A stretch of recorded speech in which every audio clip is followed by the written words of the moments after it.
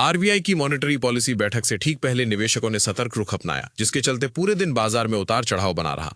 कारोबार के अंत में सेंसेक्स केवल 14 अंक बढ़कर 74,360 पर और निफ्टी 11 अंक चढ़कर 23,417 पर बंद हुआ, जिससे बाजार लगभग सपाट रहा। अमेरिका ईरान तनाव और मध्य पूर्व में जारी संघर्ष के कारण कच्चे तेल की कीमतों में मजबूती बनी हुई है। इससे महंगाई और आर्थिक विकास पर असर पड़ने की चिंता बढ़ी, जिसके कारण निवेशकों ने बड़े निवेश फैसले लेने से बचना बेहतर समझा। मुख्य इंडेक्स भले ही ज्यादा नहीं बढ़े, लेकिन व्यापक बाजार में अच्छी मजबूती देखने को मिली। निफ्टी मिड कैप 100 इंडेक्स 0.46% और निफ्टी स्मॉल कैप 100 इंडेक्स 0.49% चढ़ा, जिससे पता चलता है कि निवेशकों की रुचि मिड कैप और स्मॉल कैप शेयरों में बनी हुई है। निफ्टी 50 के 50 शेयरों में से 27 शेयर बढ़त के साथ बंद हुए, जबकि 23 शेयरों में गिरावट रही। यह दिखाता है कि बाजार में पूरी तरह से तेजी नहीं थी, बल्कि निवेशक चुनिंदा शेयरों में ही खरीदारी कर रहे थे। टाइटन करीब 3.7% की तेजी के साथ निफ्टी का सबसे बड़ा गेनर रहा, जिसे कंपनी के एनालिस्ट डे से सकारात्मक संकेत मिले। इटर्नल में लगभग 3% की बढ़त दर्ज हुई, जबकि सिप्ला, कोल इंडिया, अडानी एंटरप्राइजेज और आईटीसी भी 1% से 2% तक मजबूत हुए। आईटी सेक्टर पर दबाव बना रहा और इन्फोसिस करीब 1.5% गिरकर निफ्टी का सबसे कमजोर शेयर रहा। इसके अलावा Hindalco, SBI life, Bajaj Finserv और अल्ट्राटेक सीमेंट में भी बिकवाली देखने को मिली, जिससे इन सेक्टरों का प्रदर्शन कमजोर रहा। सेक्टोरल इंडेक्स में मीडिया सबसे बड़ा विजेता रहा और इसमें 2.19% की शानदार बढ़त दर्ज हुई। पीएसयू बैंक, हेल्थ केयर और फार्मा सेक्टरों में भी खरीदारी रही, जबकि मेटल इंडेक्स 0.73% और आईटी इंडेक्स 0.29% गिरकर लाल निशान में बंद हुए। बाजार में कई शेयरों में जोरदार एक्शन देखने को मिला और 19 शेयर ऐसे रहे जिन्होंने एक ही दिन में 10% या उससे ज्यादा की तेजी दर्ज की। जील, जी-लर्न, आईटीडीसी, पेनेसिया बायोटेक, एमएसटीसी और क्वालिटी वॉल्स इंडिया लिमिटेड जैसे शेयर इस सूची में शामिल रहे। गिरावट वाले शेयरों में जीआईसीएल सबसे बड़ा नुकसान उठाने वाला स्टॉक रहा, जो 15.59% टूट गया। जीएचएस वेंथगार्ड रिटेल वेंचर्स में 14.90% की गिरावट आई, जबकि मीशो, जेंसा टेक्नोलॉजीज, डेल्टा कॉर्प और नाल्को भी 5% से 6% तक कमजोर रहे। ट्रेडिंग वॉल्यूम के लिहाज से वोडाफोन आइडिया सबसे ज्यादा चर्चा में रहा, जिसमें 86.01 करोड़ शेयरों का कारोबार हुआ। ओला इलेक्ट्रिक में 25.16 करोड़ शेयर ट्रेड हुए, जबकि जीटीएल इंफ्रा, आईएफसीआई और सुजलॉन एनर्जी भी सबसे अक्रिय शेयरों की सूची में रहे। एनएफसी पर 103 शेयर अपने 52 हफ्तों के नए उच्च स्तरों पर पहुंचे, जो बाजार के कई हिस्सों में मजबूत ट्रेंड का संकेत देता है। CG power, federal bank, HFCL, Vodafone idea, Cupid और आइडिया फोर्ड जैसे शेयरों ने साल का नया उच्च स्तर बनाया। दूसरी तरफ 56 शेयर अपने 52 हफ्तों के निचले स्तरों पर पहुंच गए, जिससे यह साफ है कि बाजार में स्टॉक विशिष्ट दबाव भी मौजूद है। आईटीसी, प्रवेग, पतंजलि और गो डिजिट जैसे शेयर साल के सबसे निचले स्तरों पर फिसल गए। मार्केट ब्रेथ सकारात्मक रही, क्योंकि 1817 शेयर बढ़त के साथ बंद हुए, जबकि 1474 शेयरों में गिरावट रही और 105 शेयर बिना किसी बदलाव के बंद हुए। यह आंकड़ा बताता है कि व्यापक बाजार में खरीदारी का माहौल बिकवाली की तुलना में थोड़ा मजबूत रहा। रिलेगर ब्रोकिंग के अनुसार ऊंची कच्चे तेल की कीमतें, कमजोर वैश्विक संकेत और आरबीआई के फैसले का इंतजार बाजार पर दबाव डाल रहे हैं। हालांकि चुनिंदा बड़े शेयरों में खरीदारी के कारण बाजार की गिरावट सीमित रही। तकनीकी दृष्टि से निफ्टी अभी भी 23,500 के महत्वपूर्ण स्तर के नीचे कारोबार कर रहा है, जो निकट भविष्य की कमजोरी का संकेत माना जा रहा है। आरएसआई जैसे मोमेंटम इंडिकेटर भी फिलहाल नकारात्मक रुख दिखा रहे हैं। विश्लेषकों के मुताबिक 23,550 से 23,700 का दायरा निफ्टी के लिए निकटतम रेजिस्टेंस जोन है। यदि आरबीआई पॉलिसी के बाद बाजार इस स्तर के ऊपर टिकता है, तो नई तेजी का दौर शुरू होकर इंडेक्स को और ऊपर ले जा सकता है। नीचे की ओर 23,370 का स्तर पहला महत्वपूर्ण सपोर्ट माना जा रहा है, जबकि 23,150 के नीचे फिसलने पर करेक्शन और गहरा हो सकता है। ऐसी स्थिति में निफ्टी 23,200 या उससे नीचे के स्तरों की ओर बढ़ सकता है। फिलहाल बाजार की नजर पूरी तरह से आरबीआई की मॉनेटरी पॉलिसी, ब्याज दरों के रुख, महंगाई के अनुमान और आर्थिक विकास पर दिए जाने वाले संकेतों पर है। अगले कारोबारी सत्र में यही फैसले बाजार की दिशा तय करने वाले सबसे बड़े ट्रिगर साबित हो सकते हैं। मीशो के शेयरों में लगातार दबाव देखने को मिल रहा है और ये स्टॉक लगातार 8वें ट्रेडिंग सेशन में गिरावट के साथ बंद हुआ है। इस दौरान शेयर 4% से ज्यादा गिर गया और ये अब तक की सबसे लंबी लूजिंग स्ट्रीक भी बन गई है। हालांकि गिरावट के बावजूद स्टॉक अब भी अपने आईपीओ प्राइस 111 रुपए के मुकाबले 50% से ज्यादा प्रीमियम पर ट्रेड कर रहा है। कंपनी की मार्च तिमाही में रेवेन्यू 47% बढ़कर 3,531 करोड़ रुपए तक पहुंचा, लेकिन लॉजिस्टिक्स खर्च और निवेश बढ़ने की वजह से कैश फ्लो और ऑपरेशनल परफॉर्मेंस पर दबाव देखने को मिला है। करीब 3 साल पहले आए एचएमए एग्रो इंडस्ट्रीज के आईपीओ को लेकर काफी उत्साह था, लेकिन लिस्टिंग के बाद शेयर लगातार दबाव में रहा। स्टॉक स्प्लिट को समायोजित करने के बाद आईपीओ का भाव लगभग 58.50 रुपए था, जबकि शेयर अब लगभग 23 रुपए के आसपास है, जिससे आईपीओ निवेशकों को भारी नुकसान हुआ है। कंपनी के मैनेजिंग डायरेक्टर मोहम्मद महबूब कुरैशी और सीईओ गुलजैब अहमद ने तत्काल प्रभाव से इस्तीफा दे दिया है। कमजोर तिमाही नतीजों और बढ़ती चिंताओं के बीच अब निवेशकों की नजर नए नेतृत्व और कंपनी को दोबारा ग्रोथ की राह पर लाने।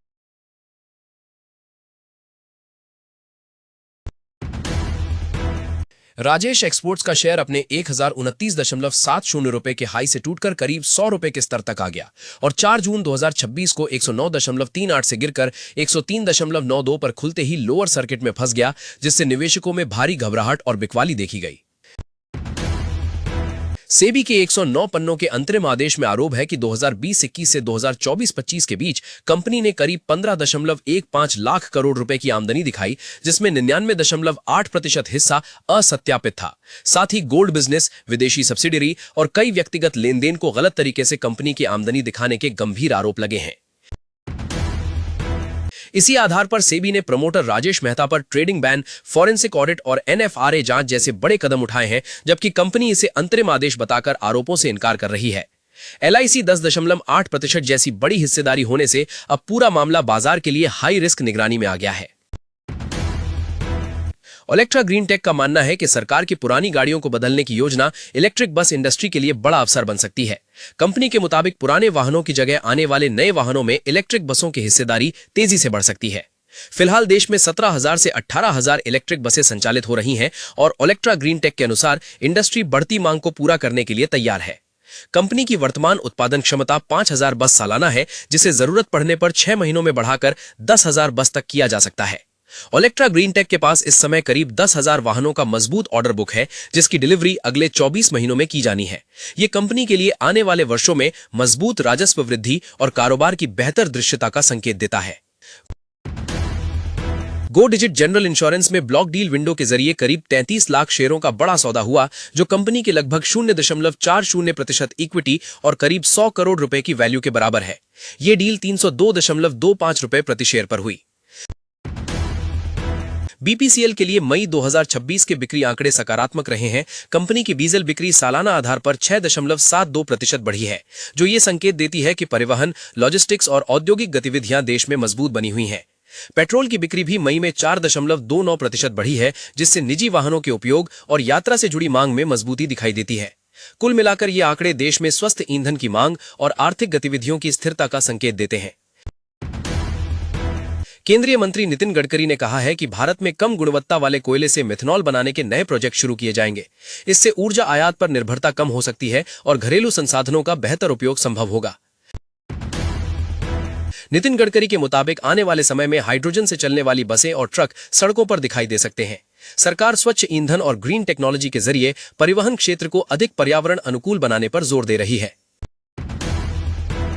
मारुति सुजुकी का मानना है कि भारत लंबे समय तक आयातित कच्चे तेल पर निर्भर नहीं रह सकता, इसलिए देश को घरेलू और वैकल्पिक ईंधनों की ओर तेजी से बढ़ना होगा। कंपनी इसे ऊर्जा सुरक्षा और आयात बिल कम करने की दिशा में एक महत्वपूर्ण कदम मानती है। Maruti Suzuki compressed biogas ecosystem को मजबूत करने पर काम कर रही है और 9 बीसीजी पंप स्थापित करने की योजना बना चुकी है, जिनमें से 2 पंप पहले ही चालू हो चुके हैं। कंपनी का मानना है कि बायोगैस से न सिर्फ स्वच्छ ईंधन मिलेगा, बल्कि किसानों और ग्रामीण अर्थव्यवस्था को भी नया सहारा मिलेगा।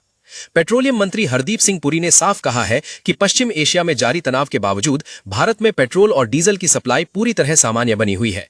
उनके मुताबिक पिछले करीब 93 से 94 दिनों से ईंधन आपूर्ति बिना किसी बड़े व्यवधान के जारी है और सरकार ऊर्जा सुरक्षा पर लगातार नजर बनाए हुए है। आईआईएफएल फाइनेंस के चेयरमैन निर्मल जैन का मानना है कि भारत की अर्थव्यवस्था की बुनियाद मजबूत है और लंबी अवधि में विदेशी निवेश का प्रवाह जारी रह सकता है। उनका कहना है कि निवेश को बढ़ावा देने के लिए टैक्स ढांचे को और प्रतिस्पर्धी बनाने की जरूरत है। निर्मल जैन के अनुसार भारत का एमएसएमई सेक्टर अभी भी बड़े विकास के अवसरों से भरा हुआ है। देश की जीडीपी में इसका योगदान करीब 30% है और आने वाले वर्षों में ये क्षेत्र रोजगार और आर्थिक विकास का बड़ा इंजन बन सकता है। मूडीज का मानना है कि वित्त वर्ष 2026-27 में भारत की जीडीपी ग्रोथ करीब 6% रह सकती है। दुनिया के कई देशों में आर्थिक सुस्ती की चिंता के बावजूद भारत की मजबूत घरेलू मांग और लोगों का लगातार खर्च करना अर्थव्यवस्था को सहारा दे रहा है। भारत की सबसे बड़ी ताकत उसका विशाल घरेलू बाजार माना जा रहा है। बढ़ती आबादी, लगातार खपत और कंपनियों का निवेश आने वाले समय में भी देश की आर्थिक ग्रोथ को मजबूती दे सकता है। मोतीलाल ओसवाल को भरोसा है कि आईसीआईसीआई बैंक आने वाले समय में भी बैंकिंग क्षेत्र में मजबूत प्रदर्शन जारी रख सकता है। बैंक की लोन ग्रोथ, मजबूत डिपॉजिट फ्रेंचाइजी और बेहतर एसेट क्वालिटी उसे प्रतिस्पर्धियों के मुकाबले बढ़त दिला रही है। इसलिए उसने शेयर पर बाय रेटिंग और 1750 रुपए का लक्ष्य बरकरार रखा है। कोटक महिंद्रा बैंक पर एनालिस्ट्स का कहना है कि इन्वेस्टर डे के बाद स्टॉक में करीब 31% तक अपसाइड पोटेंशियल बन सकता है, जो स्ट्रॉन्ग अर्निंग्स विजिबिलिटी और बिजनेस आउटलुक को दिखाता है। CLSA और UBS समेत 41 एनालिस्ट्स में से 34 ने इसे बाय या इक्विवेलेंट रेटिंग दी है। CEIGL इंडिया ने 177 करोड़ के डील के तहत neo infra income opportunity fund को CMSH में अपनी स्टेक बेचने का फैसला किया है, जो इसकी एसेट मोनेटाइजेशन स्ट्रैटेजी का हिस्सा है। इससे कंपनी को कैपिटल रिसाइकिल करने और कोर इंफ्रास्ट्रक्चर बिजनेस पर फोकस बढ़ाने में मदद। आइडिया फोर्ज टेक्नोलॉजी के शेयरों में 5% की तेजी आई है, क्योंकि बोर्ड ने 500 करोड़ रुपए तक फंड रेज को मंजूरी दी है, जिससे फ्यूचर एक्सपेंशन की उम्मीदें बढ़ी हैं। हालांकि अभी स्ट्रक्चर और टाइमिंग क्लियर नहीं है, लेकिन मार्केट इसे positive long term growth signal के रूप में देख रहा है। सीएट के मुताबिक इस समय कंपनी के लिए सबसे बड़ी चुनौती कच्चे माल की बढ़ती कीमतें हैं। पहली तिमाही में इनपुट कॉस्ट चौथी तिमाही के मुकाबले करीब 20% बढ़ गई है, जिससे मुनाफे पर दबाव आ सकता है और जून जुलाई में टायर कीमतों में और बढ़ोतरी देखने को मिल सकती है। सीएट को उम्मीद है कि कैम्सो का अधिग्रहण लंबी अवधि में फायदेमंद साबित होगा। कंपनी का मानना है कि ऑफ हाईवे टायर कारोबार में दोनों कंपनियों के बीच अच्छा तालमेल बनेगा और यह सौदा वित्त वर्ष 2028 के अंत या वित्त वर्ष 2029 की शुरुआत तक कमाई बढ़ाने में मदद कर सकता है। सूत्रों के मुताबिक सरकार विदेशी निवेशकों को आकर्षित करने के लिए सरकारी बॉन्ड यानी कि जीसेक में निवेश पर टैक्स छूट देने पर विचार कर रही है। अगर यह प्रस्ताव लागू होता है तो भारतीय बॉन्ड मार्केट विदेशी निवेशकों के लिए पहले से कहीं अधिक आकर्षक बन सकता है। वर्तमान में विदेशी निवेशकों पर 20% विदहोल्डिंग टैक्स और 12.5% कैपिटल गेन टैक्स लगता है। इन करों में आहत मिलने से विदेशी पूंजी का प्रवाह बढ़ सकता है, सरकारी बॉन्ड की मांग मजबूत हो सकती है और सरकार के लिए कम लागत पर उधारी जुटाना आसान हो सकता है। भारतीय बॉन्ड मार्केट में BSE ने नया BSE India 5 year sovereign bond index launch किया है, जो 5 साल की अवधि वाले सरकारी बॉन्ड्स की परफॉर्मेंस को ट्रैक करेगा। इसका मकसद बॉन्ड मार्केट में ज्यादा पारदर्शिता लाना और निवेशकों को एक भरोसेमंद बेंचमार्क देना है, जिससे वे आसानी से इस सेगमेंट की चाल समझ सकें। ये इंडेक्स खास तौर पर म्यूचुअल फंड, पेंशन फंड और इंश्योरेंस कंपनियों जैसे बड़े निवेशकों के लिए काफी उपयोगी माना जा रहा है। इससे बॉन्ड आधारित प्रोडक्ट्स को डिजाइन करना और अलग-अलग निवेश विकल्पों की तुलना करना भी पहले से आसान हो जाएगा। दूसरे अपडेट में साउथ कोरिया की करेंसी वॉन पर लगातार दबाव देखने को मिल रहा है, जहां डॉलर के मुकाबले ये कई दिनों से 1500 के ऊपर बना हुआ है और एक समय 1530 के करीब भी पहुंच गया था। इस कमजोरी की वजह मजबूत डॉलर, ऊंची अमेरिकी ब्याज दरें, विदेशी निवेशकों की बिकवाली और मिडल ईस्ट तनाव को माना जा रहा है, जिससे वॉन दुनिया की सबसे कमजोर करेंसी में से एक बन गया है। कॉर्पोरेट खबर में वेदांता लिमिटेड ने बताया है कि ईडी की तरफ से फीमा के तहत की गई सर्च कार्रवाई अब पूरी हो चुकी है और इस दौरान कंपनी पर कोई पेनल्टी या प्रतिबंध नहीं लगाया गया है। कंपनी ने यह भी साफ किया है कि जांच के दौरान सभी जानकारी और डॉक्यूमेंट्स एजेंसी को दिए गए और इसका कंपनी के ऑपरेशंस या फाइनेंशियल स्थिति पर कोई असर नहीं पड़ा है।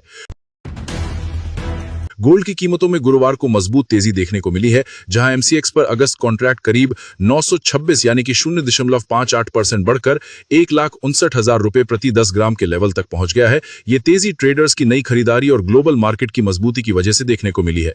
ग्लोबल मार्केट में भी गोल्ड सपोर्ट में रहा, जहां कॉमेक्स गोल्ड फ्यूचर्स करीब 1% बढ़कर $4,499 प्रति आउंस तक पहुंच गया। हालांकि मिडिल ईस्ट में संघर्ष और फिर आंशिक सीज फायर जैसी खबरों ने बीच बीच में मूड को थोड़ा बदल दिया, लेकिन ओवरऑल सेफ हेवन डिमांड बनी नहीं।